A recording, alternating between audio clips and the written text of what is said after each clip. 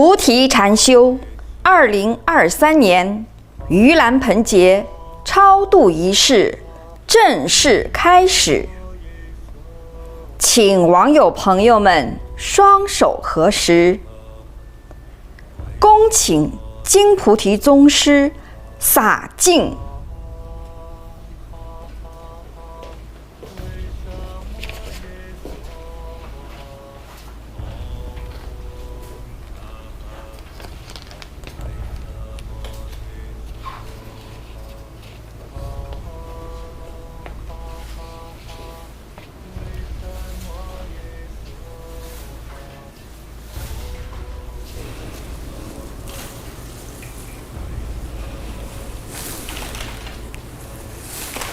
佛光普照，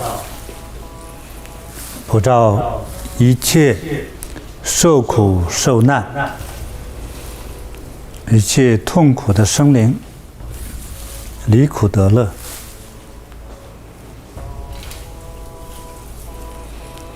佛光普照一切有缘众生的累世父母，消灾灭难，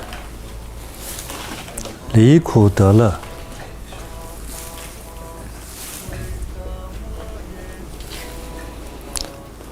往生天国，往生极乐净土。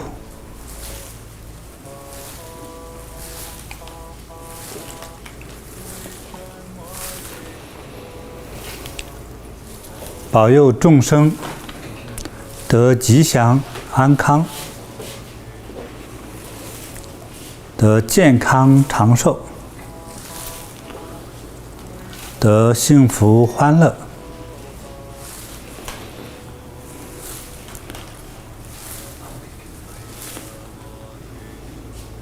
护佑世界和平，国泰民安，消灾灭难，让所有众生消除痛苦，消除一切天灾人祸。愿一切众生都能得平安吉祥。感恩师父。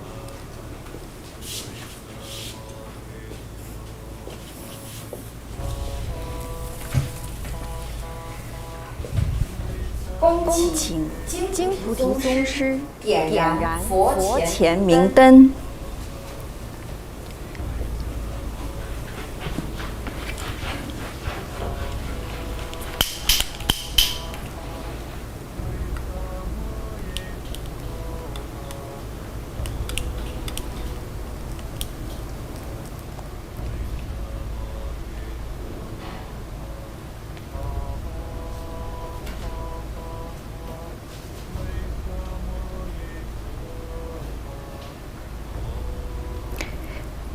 请网友朋友们合十鞠躬，真诚恭敬。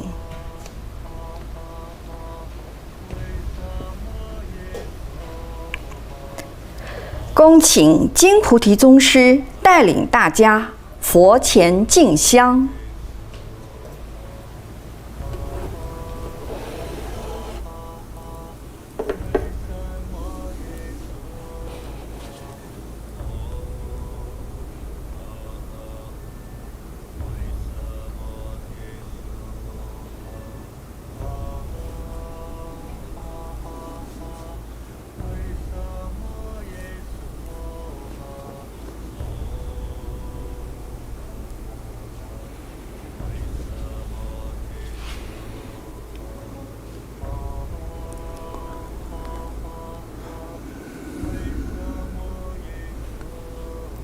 感恩大慈大悲救苦救难地藏王菩萨，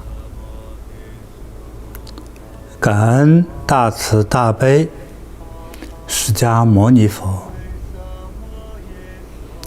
感恩大慈大悲西方极乐世界阿弥陀佛，感恩大慈大悲消灾灭难、消灾延寿药师佛。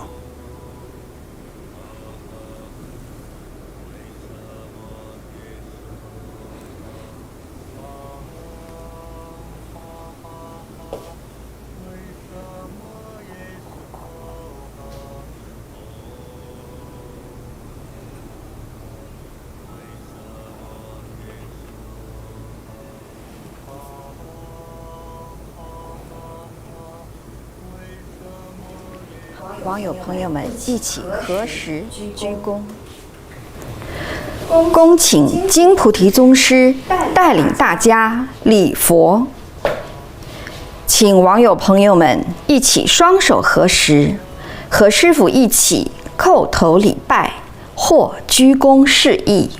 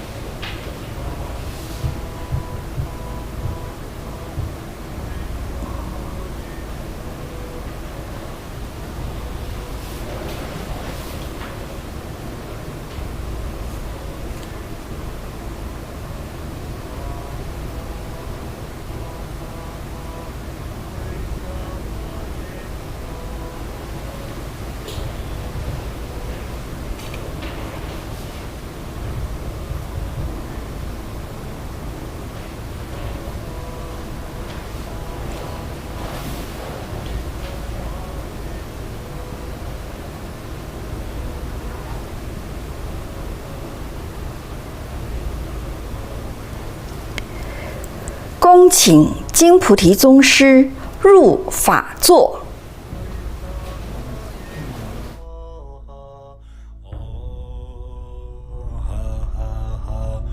为什么耶娑哈？为什么耶娑哈？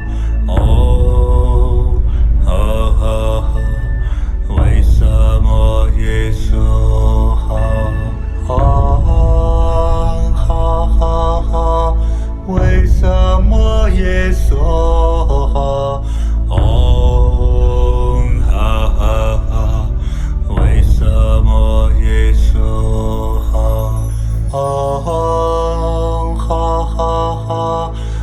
为什么耶娑哈？为什么耶娑哈？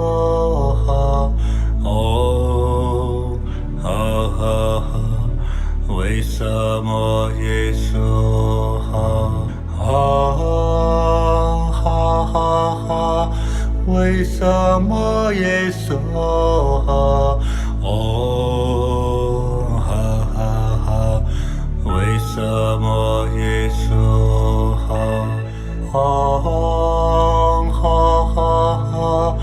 为什么耶娑哈？为什么耶娑哈？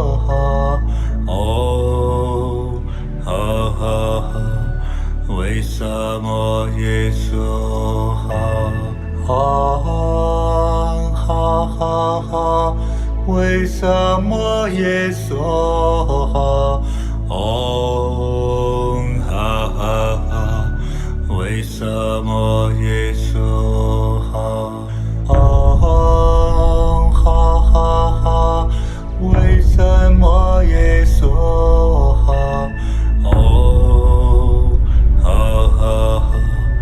为什么耶娑哈？为什么耶娑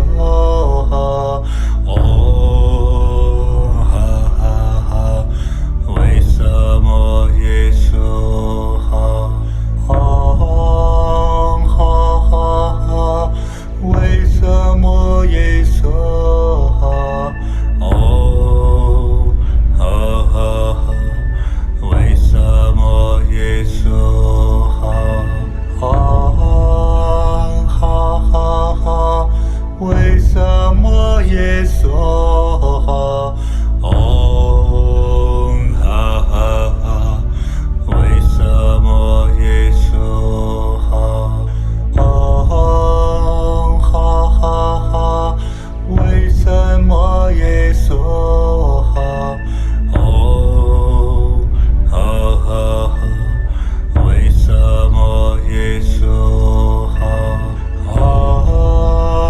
哈哈哈，为什么耶娑哈，哦哈哈哈，为什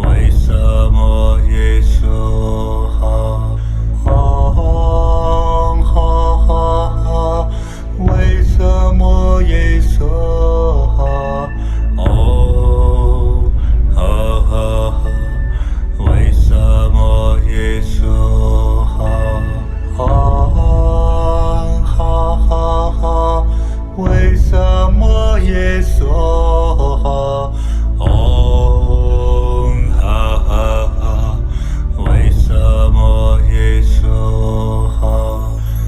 哦哈哈哈，为什么耶娑哈，哦哈哈哈，为什么耶娑哈，哦哈哈哈，为什么耶娑哈，哦哈哈哈，为什么耶娑哈，哦哈哈哈，为什么耶娑哈，哦哈哈哈，为什么耶娑哈，哦哈哈哈，为什么耶娑哈，哦哈哈哈，为什么耶娑哈，哦哈哈哈，为什么耶娑哈，哦哈哈哈，为什么耶娑哈，哦哈哈哈，为什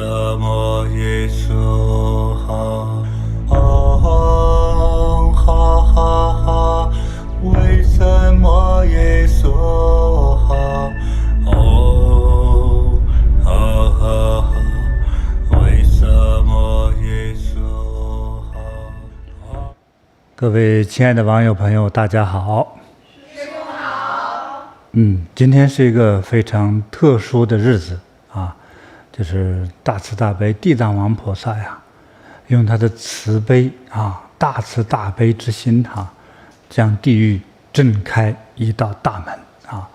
今天的有缘众生哈，凡是有所求、有所忏悔、有所发心啊，这样的众生呢，都可能得到大慈大悲地藏王乃至大慈大悲啊西方极乐世界阿弥陀佛的接引，还有大慈大悲东方琉璃净土药师佛的接引啊，就可能往生，这是最高的境界了哈。这是两个极乐世界。那么在今天做功德呢，就是我们只要能参与这一个供僧供佛消灾忏悔这样的一个发心，就有可能使我们的祖先，还有最麻烦的就是说我们前世今生累世积累下来的这个冤债的这个债主，比如你前世得罪了他，你伤害过他或者是吧，你开车不小心撞死他，甚至堕胎的婴灵还有你前世前世的各种仇人，对不对？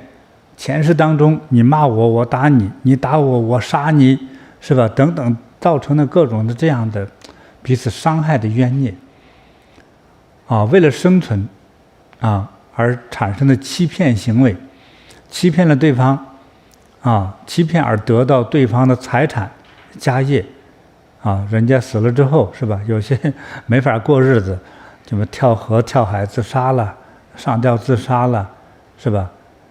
甚至把人活活打死的，这种种的这种被伤害过的这个冤孽与灵魂人就像今世一样就打死一个猪狗一样，看是他死了，可是啊，生命常常是不灭的。不灭的生命并不是指我们这个人的肉体啊。你像钢铁造的汽车怎么样？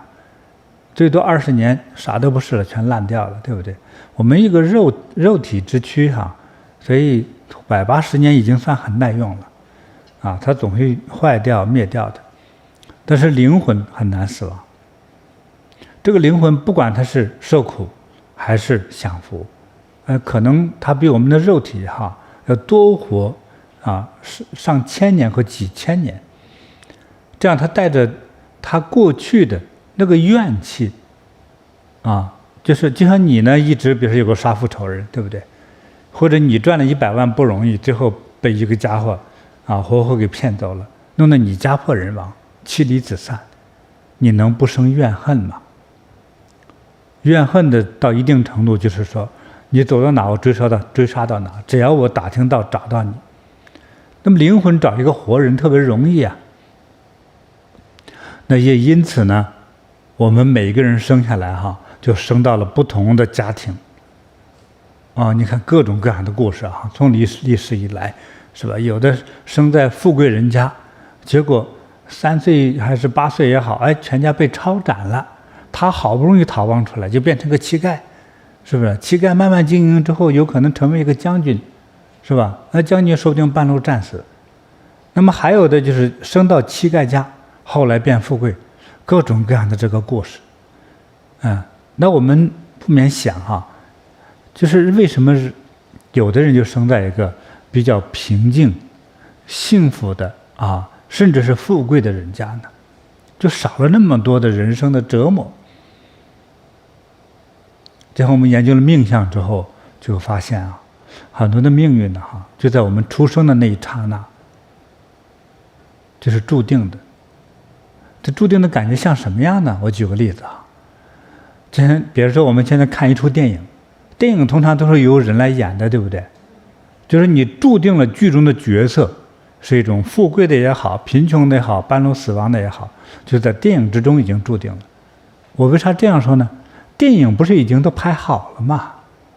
你只是你没有看，你不懂里面发生了什么故事，但是里面的故事早已经有导演和小说家已经把它注定了，他就是那样一个角色，他就那样的因缘聚会啊。所以我们总结不光是得到的教化，实时进行考证之后啊，这个因果关系呀，你这个命运呐，真就像注定的一样，真找不出别的答案来，找不出第二种方案来。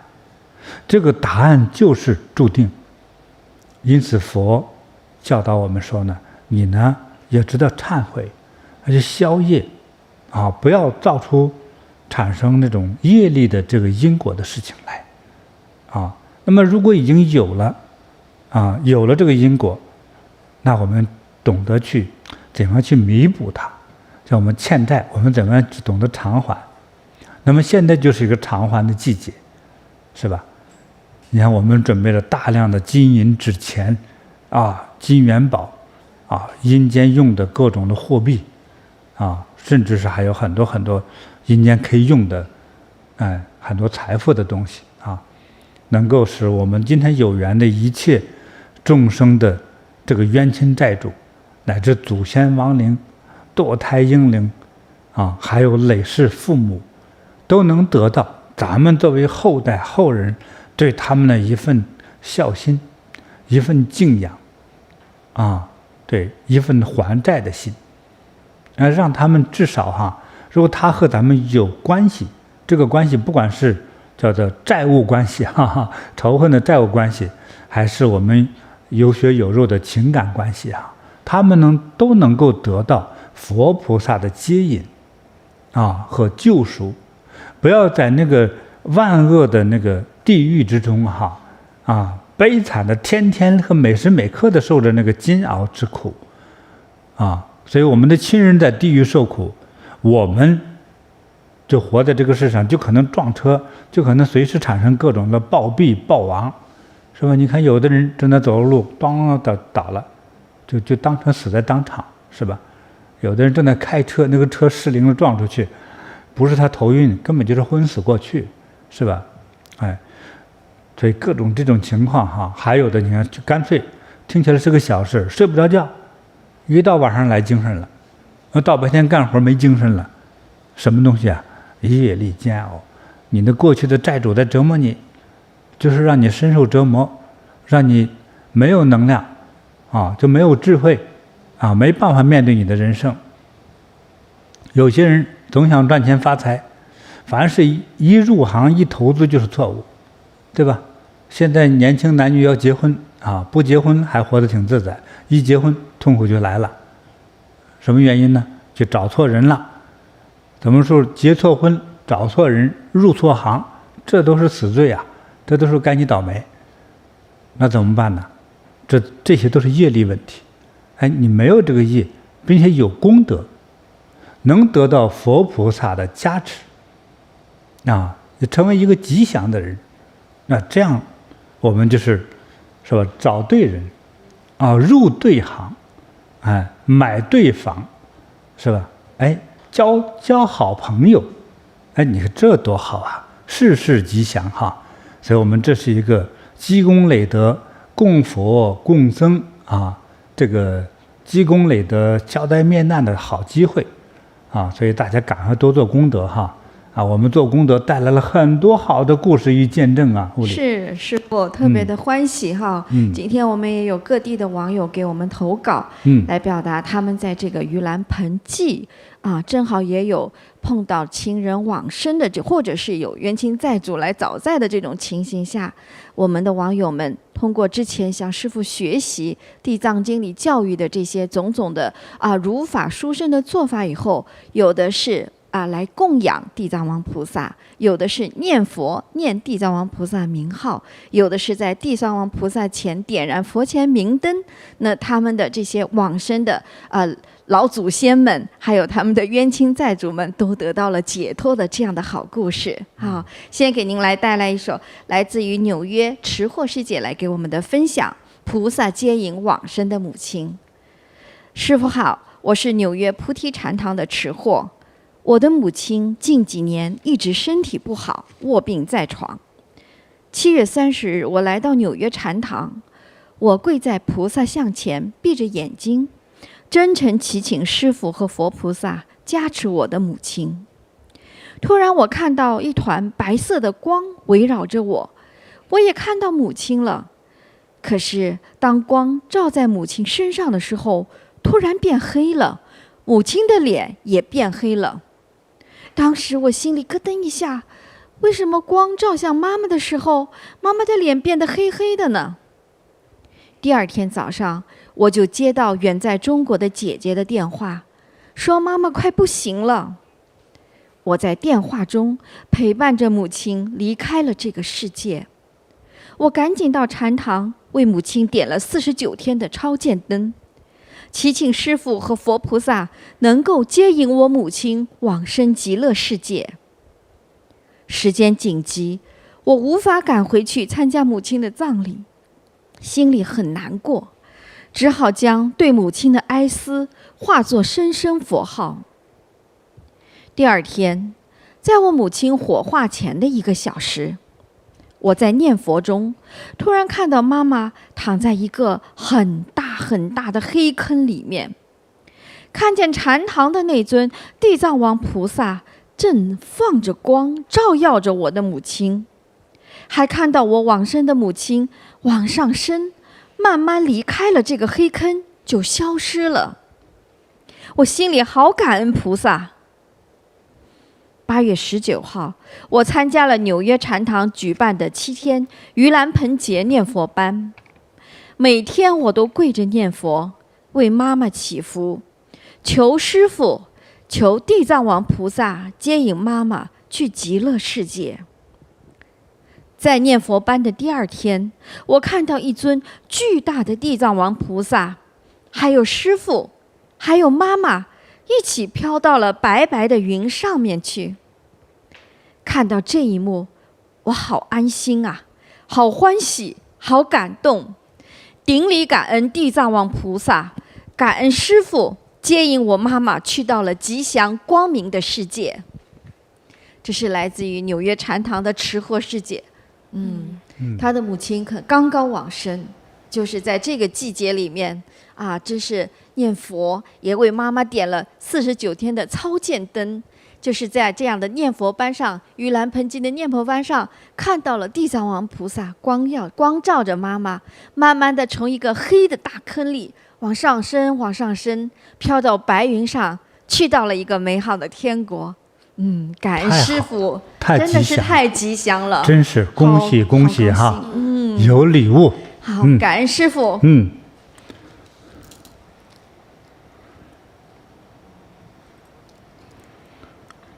哎呀，3个礼物，好，看看，都是真宝石的哈。3个礼物哈，带上它就会如意吉祥，逢凶化吉，事事吉祥哈。收到，恭喜持货师姐哈，感恩师父。好，那师父，我也为师父带来一位来自马来西亚的刘美芝师姐哈，她的故事供养地藏王菩萨，让我续命了。她说：“师父好，我是明月禅堂的刘美芝。2020年的2月，有一天晚上，我一个人熟睡在空荡荡的屋子里。睡梦中，我听到有一个清晰的男声在对我说：‘你只能活到明年4月份，只剩下1年的寿命。’听到这个声音之后，我就醒了。当我再回想起这句话时，我瞬间毛骨悚然。接下来的每一天，我都活在恐惧中，担心这个梦是真的。我担心自己在劫难逃，就把自己的后事都交代了。疫情期间，我一直都有看金菩提宗师的直播，常常跟随师父念佛，为的就是能保住我的性命。转眼就到了2021年的4月，我惶恐不安，心神不宁。在4月的一期直播中，得知有供养佛像的机会，我立刻就在4月20日供养了大日如来和地藏王菩萨的古唐卡。在供养佛像的当天晚上，我做了一个非常清晰的梦。梦中，我看到我家的楼上有3具尸体，分别是我往生的家公、家婆和先生。我从有尸体的那间屋子走出来，准备去上班，因为忘记拿钥匙，还要返回去拿。可是当我返回去，准备要上电梯的时候，突然周围的环境一下子变了，四周都变成是用石头砌成的墙壁，连门都是石头做的。打开石头门，前面有一个电梯。当我要去搭电梯的时候，电梯竟然坏了，我进不去了。这个时候，我刚巧看到一位婆婆，她穿着民国时期的衣服，我心里是有点害怕的，哆嗦地跟她说：“婆婆，电梯门坏了，进不去了，小心被夹到。”婆婆回过头的一瞬间，我被吓得直冒冷汗。只见她脸色惨白，没有丝毫的血色，诡异地看了我一眼，吓得我立刻转身，想快快逃离。我看到电梯门不远处又有一道开着的石门，我便慌慌张张地跑了过去，跨过了高高的门槛，逃了出去。当我刚跨出门槛，石门自动在我的身后关上了。好，接下来我顺着门槛外面的台阶走了下去，台阶下面是有2侧的，有一侧在右面是菜市场，另一侧左边有2棵树，一棵树下又站着一位穿着民国时期上海衣服的女人，另外一棵树下竟然是我家楼下的叔叔。那个女人走过来，看见我像见了老朋友一样对我说：“哦，是你啊，我认识你，你的儿子叫阿明，他很好的。”我当时正纳闷呢，一个陌生穿着民国时期衣服的上海女人怎么会认识我和我的儿子呢？在我想得正入神的时候，右边菜市场，我认识的梅姨很紧张，很急促地催我说：“女孩，女孩，赶紧过来，快过来，别理他们。”在她的催促之下，我慌慌张张地跑到了菜市场。就在这时，我突然醒了，发现自己全身都被冷汗浸透了。因为内心的恐惧，醒来后我全身都还在打着哆嗦。我穿好衣服，颤颤巍巍地走到师父的法罩前，大哭了一场。这个梦境真的好恐怖，仿佛我去阴间走了一遭。我觉得自己是从鬼门关走出来了。在我做了这个梦的2周后，出现在我梦中，当时在那一棵树下，我家楼下的叔叔竟然去世了。我在想，如果梦中我没有离开那个地方，没有走到菜市场，会不会像我家楼下的叔叔一样也去世了呢？我想想都很后怕。我很感恩师父，感恩师父给我供养大日如来和地藏王菩萨的机会，让我续命了。现在已经2年多过去了，我依然健健康康、快快乐乐地活着，感恩师父。这个也是刘美芝师姐哈，来自马来西亚，做了一个非常可怕的梦。梦中就有人对她说，生命只有1年了，结果就这么颤颤巍巍的活到了她说的那个日期的时候啊，正好跟着师父念佛啊、直播啊，师父给了大家一个供养地藏王菩萨的机会。供养之后那天晚上，她又做了一个很清晰的梦，结果在这个梦境中啊，就是很惊悚。先是见到了一个惨白的婆婆，民国时期的感觉，真的像见鬼了一样。然后换了一个场景呢，在一个地方让她选择，有2棵树下，一棵树下有一个民国时期的女人，一棵树下是他们家楼下的叔叔，就是那个时候还活着的。另外一边是菜市场，最后她就被一个梅姨叫了去菜市场了。等醒来之后，过了没多久，那个叔叔就往生了。她这个时候想一想，真的是当时真的是逃过了一劫呀。应该是得到了保佑哈。对，地藏王菩萨真的是让她续命了。真是不虚哈。对。好，感恩师父，我们给他有礼物。好。你看这2个小礼物多精致哈。你看玛瑙的金刚杵，金刚訣啊，金刚诀啊，金刚诀这个是穿在一起的哈。这是我们同修自己给穿起来的，你看多漂亮，挂在手机上、车上、包包上都挺好哈。对，护佑它。看，这个是宝石手串，绿色的，这个什么石头来着？天然的哈，是吧？孔雀石哈，孔雀石，这个真很好看哈。好，保佑刘美芝师姐哈，祝你健康长寿、幸福快乐。收到，感恩师父。真好的故事啊。后面还有好故事，师父。来自于印尼的丹在师姐，她也是为已经往生的父母和祖先点灯的吉祥故事。2020年5月，妈妈因为大腿骨折必须做手术，在整个手术的过程中，医生发现妈妈的骨有严重的骨质流失，因此建议她做活检。活检结果出来后，妈妈被诊断出肝癌和骨癌晚期。医生说，妈妈最多只能活2到6个月。当时，妈妈在3口洋的一家医院里，那边的医疗设施有限，也因为当时疫情严峻，我们只能带妈妈回到家中，在医生的监督下在家养病。2020年7月初，我回家看望妈妈。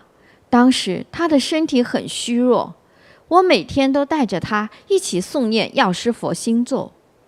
虽然妈妈已经弱到无法跟着诵念发出声音，但我知道妈妈有在心中默念，她一直在流眼泪。与妈妈诵念心咒2星期之后，我为妈妈迎请了师父的画作《印象东方》，希望通过这幅画，妈妈能够得到药师佛与师父的加持。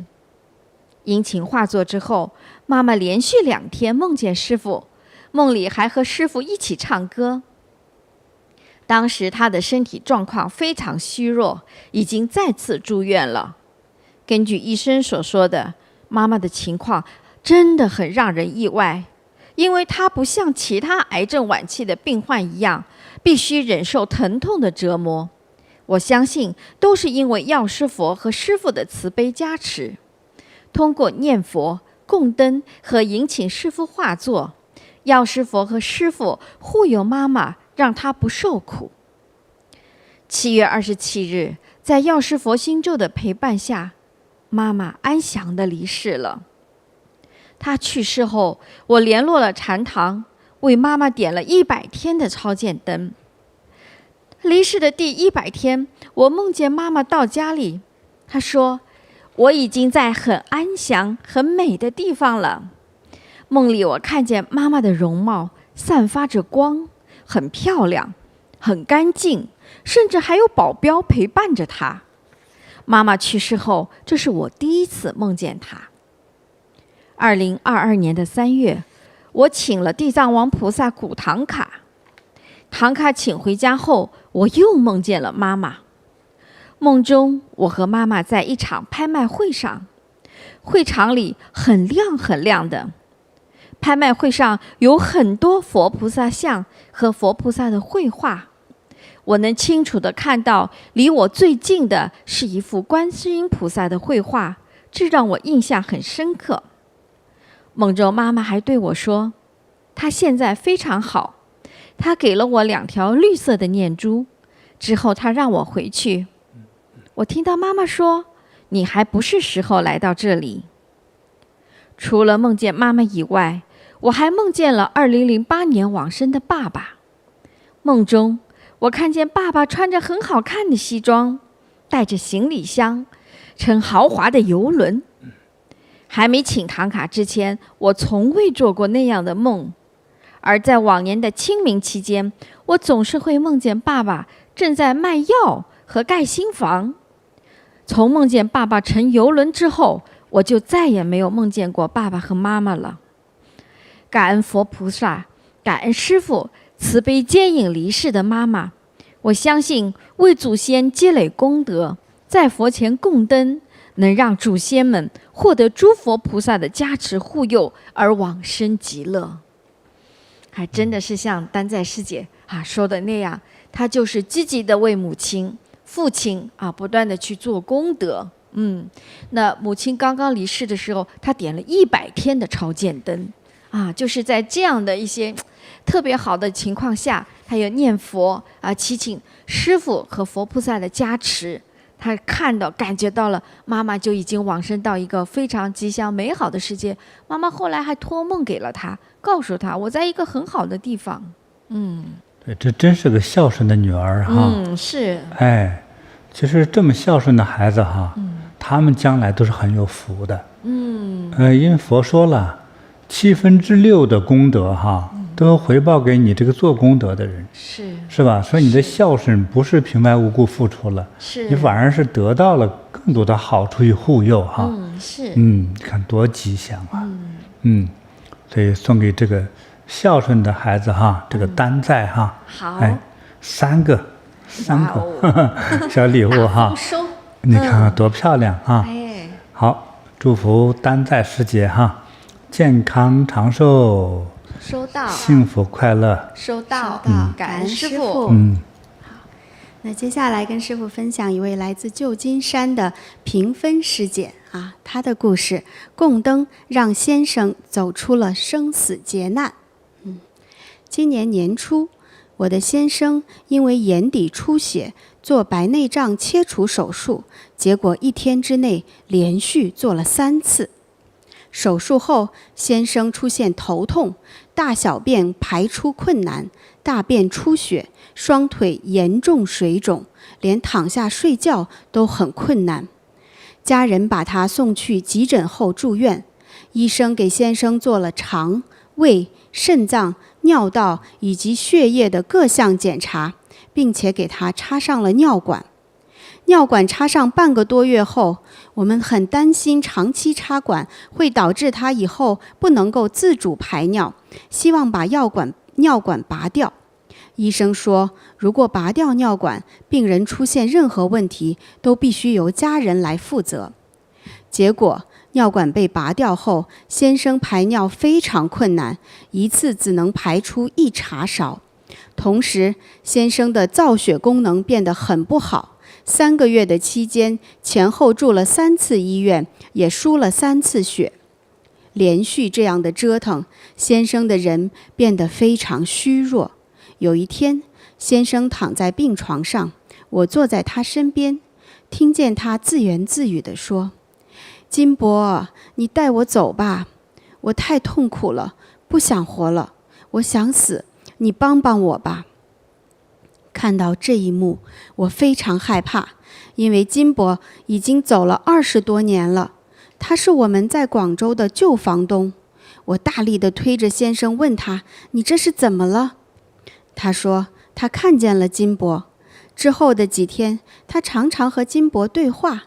先生的这种状况令我非常担心，也许先生的生命真的要走到尽头了吗？我马上找到禅堂的老师，老师建议我为先生赶紧的点上冤亲债主49天的灯，也为先生迎请了一个师傅特别加持过的真火石给先生带上。我还又加点了祈福灯，还帮金伯也点了一盏超度灯。供灯后，我把真火石给先生带上了，奇迹出现了。很快，先生开始能够自主排尿了，尿排的一天比一天多。接着，大便也可以正常排出了。先生的精神一天天的好起来，过了没几天的时间，医生就说可以出院了。在先生回家的一天晚上，我做了一个梦，梦里我要去帮金伯买金银纸钱，但是我怎么也买不到，特别着急。梦醒后，我想是这个金伯还需要帮助的，我就买了很多的金元宝冥币烧给了他，同时也给先生的冤亲债主们烧了纸钱。2个小时过后，我回到家的时候，先生原本是坐轮椅的，我看到他居然拄着拐杖在家里自己走来走去，让我大吃一惊。原本站着都很困难，现在竟然可以走了。他告诉我，他全身都很轻松，病全好了，双腿还操着正步121的走给我看，还在我面前跳了起来，像没生病之前一样，非常开心。这一系列的变化来得太快了，太不可思议了。我先生现在大小便完全恢复正常，过去靠人搀扶都走不稳，现在行走自如，还可以自己坐公车和朋友一起去喝茶聊天。这一切都感恩师父，感恩佛菩萨的加持护佑。菩提供灯，让往生者得到超度，让在世者重获新生。感恩师父，感恩菩提禅修。真好哈。对，因为供灯啊，是佛陀在经典里教我们的。药师佛说，如果有人有个特别大的事情，需要得到帮助和解决的话呢，那你要点7色灯，点7749天，成就一个愿望。这是给我们开个方便之门哈。所以呢，我们很多人呢，在这里点了灯之后就是尤其是给亲人带来一个巨大的利益。比如说，他可能正在地狱受苦，像我们做梦梦到这个亲人真是痛苦不堪的样子点了灯之后呢，可能几天之内就梦到一个非常吉祥的梦看着亲人呢得到欢喜自在的感觉。还有的呢，就是这个人因为有业力的原因去世之后可能就在地狱受苦，而点灯之后呢，就好像看到佛菩萨把他接到了极乐世界。你说今天是你得到一种心理安慰也好，还是真真假假也好，如果任何人咱们的亲人往生之后你就算假的就是精神安慰，我们也乐意去做这件事儿。我也梦到了我的亲人没有在地狱受苦，梦到他是一种如意自在的健康快乐的样子，是不是这个花这的钱我们乐意做。你俩觉得呢？是应该了。咱们就从每一个人都有自己的亲人呐，是，都有自己所敬爱的人呐，是，我们都希望他得到这些吉祥，对不对？是。何况佛陀药师佛的经文里头教过我们，这个不是我们自己说出来的啊，所以呢，就有那么灵验，那么好，真是太好了哈，好。请师父为他送一点小礼物。准备了，你看这个是特别小的，你看金刚杵，你看，它这个3公分长，这个绑在手机上多好，它有个眼儿，穿上个结实的绳哈，这个就特别好。你看这个又是那种叫什么石？孔雀石，绿色孔雀石做的小手链哈，这个年轻漂亮的女生戴在手腕上可美了哈。还有呢，我们手搓的8宝灵珠3个小宝贝送给这个平分师姐就祝愿你呢这个健康长寿，收到，欢乐自在，收到，谢谢，感恩师父，那接下来的时间我们今天不想分享太多今天是一个非常吉祥而特殊的日子这地藏王菩萨将地狱之门打开，这个有缘人发心有缘的人咱们的亲人和冤亲债主都能得到解脱不是把他放出来找你的麻烦是解脱，比如到极乐世界呀，还有转世成为富贵人家的人呢更有缘分的呢，功德更大的，就到极乐世界永远享福是这样一个吉祥的日子那我们在这个吉祥的日子那我们一起呢来念诵地藏王菩萨的心咒，去直达地藏王菩萨的内心世界，在我们心中所有的祈求期盼，菩萨都能如实的接受到，就能保佑我们，成就我们一个美好的愿望。他用真诚的心来诵念，那么诵念大概可能过20分钟之后呢那咱们一起呢就是火化掉，就是为一切有缘众生尤其是我们今天一起来参与我们这个法会的所有的网友朋友为你们所有的亲人朋友冤亲债主来烧掉这些能够去供养他们，让他们离苦得乐的这些东西吧，这些贡品吧对，来给大家消灾灭难，得到如意吉祥20分钟之后呢，我们一起去烧掉火化掉这些东西。那么现在呢，咱们就一起真诚的诵念好，准备开始。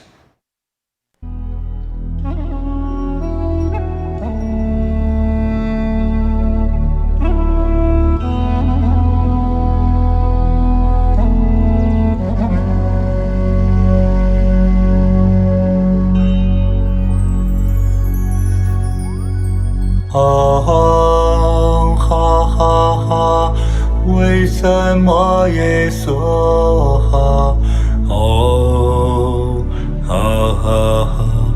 为什么耶稣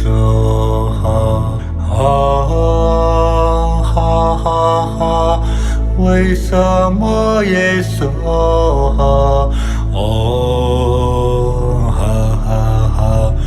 为什么耶稣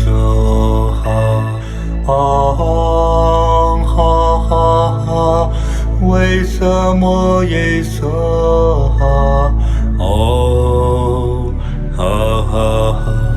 为什么耶稣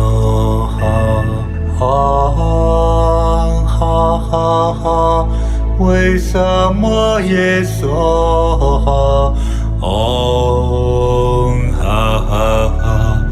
为什么耶稣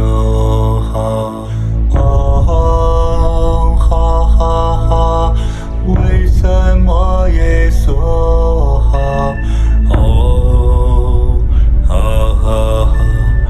为什么耶稣